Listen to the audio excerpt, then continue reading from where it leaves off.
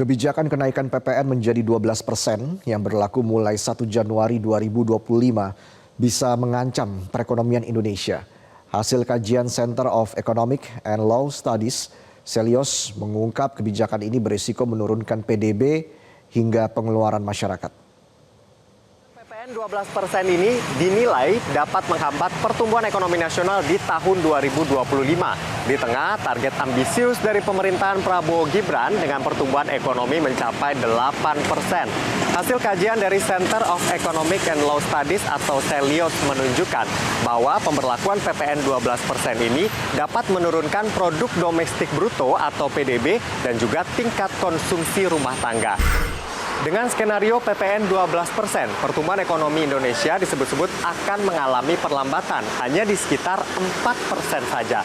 Padahal sebelumnya sejumlah lembaga internasional seperti IMF dan juga World Bank memproyeksikan pertumbuhan ekonomi Indonesia di tahun 2025 mencapai 5,1%. Lalu siapa saja yang terdampak dengan kenaikan PPN menjadi 12% ini? Yang pertama tentu saja kelompok miskin. Untuk kelompok miskin pengeluaran akan naik 1,2 juta rupiah per tahun.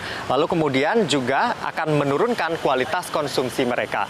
Yang kedua kelompok rentan miskin.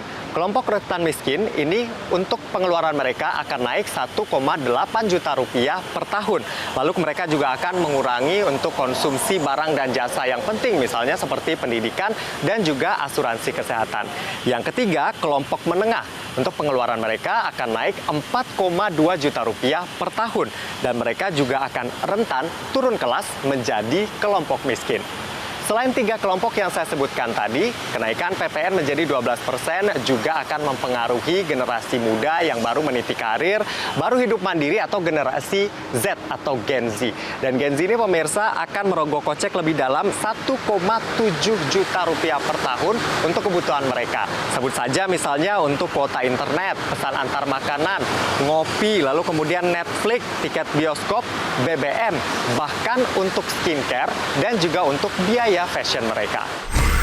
Bagi Gen Z, selain naiknya pengeluaran, sulit menabung dan juga sulit berinvestasi, ini juga akan menimbulkan masalah-masalah sosial, seperti misalnya perceraian dan juga gangguan kesehatan mental atau mental health. Sekarang bolanya ada di tangan pemerintah. Meskipun Kementerian Keuangan mengatakan ini akan tetap diberlakukan per 1 Januari 2025. Namun ada suara lain dari Ketua DEN Luhut Binsar Panjaitan yang mengatakan kemungkinan ini akan ditunda.